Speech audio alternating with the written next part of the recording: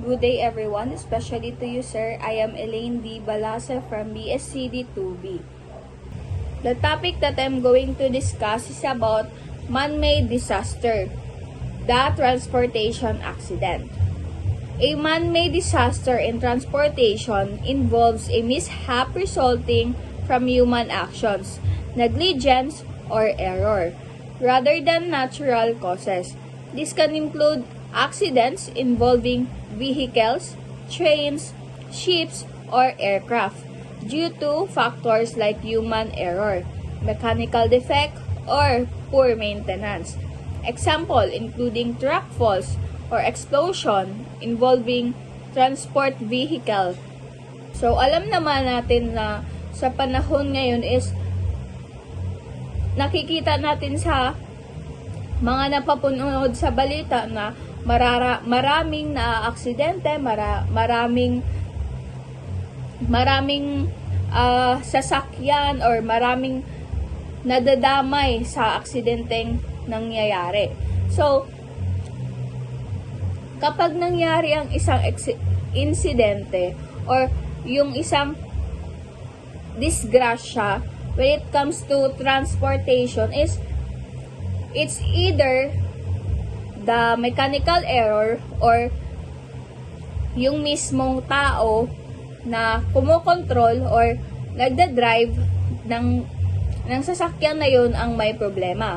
So, pag sa ganong incident is hindi natin yun kontrolado. What I mean is hindi natin kontrolado is hindi natin alam kung kailan tayo maaksidente, hindi natin alam kung kailan mangyayari ang ganto or ganyan. So, for us to be safe when it comes sa pagbiyahe is kailangan i-make sure na bago umalis, lalo na pag long drive is i-make sure talaga na yung mga makina, yung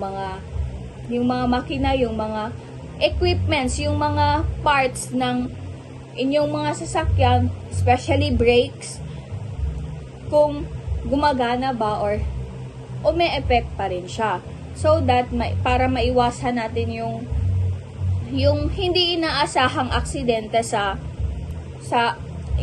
hindi inaasahang aksidente at parang wala na ring madadamay na iba pang tao at walang mabubuwis na buhay.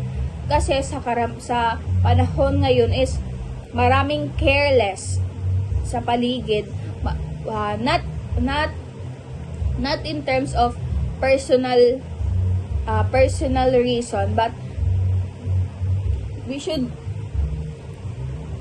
should take care always, lalo na pag nasa daan, maging maingat. At syempre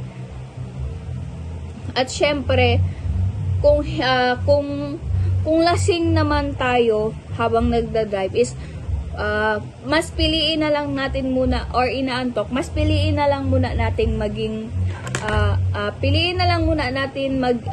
magpahinga or ipagbukas na lang yung pagda-drive or pag-uwi kung saan ka man galing para maiwasan yung aksidente na mangyayari.